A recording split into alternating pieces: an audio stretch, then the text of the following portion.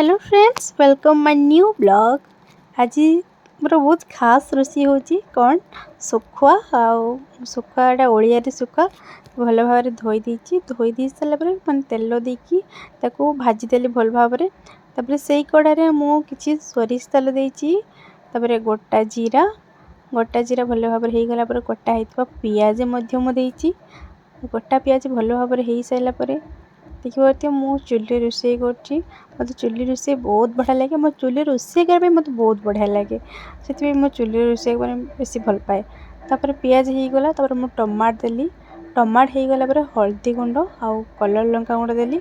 आ घरे होता माने जीरा गुंड लंका गुंड मिक्स देली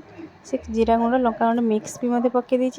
आपण मैंने सुखुआ तक टे आइंसा गंदे तो सुखुआ तक आइंसा न गंदे मुझे खट्टा देती तो खट्टा देली स्वाद अनुसार लुण देली टमाट होगला खट्टा भी होगला भल भाव में पानी देली जेहेतु आम अल्प सुखुआ था ये बेसी पानी देनी अल्प पानी देती पानी फुटीगला भाजी सुखुआ को पकईदेली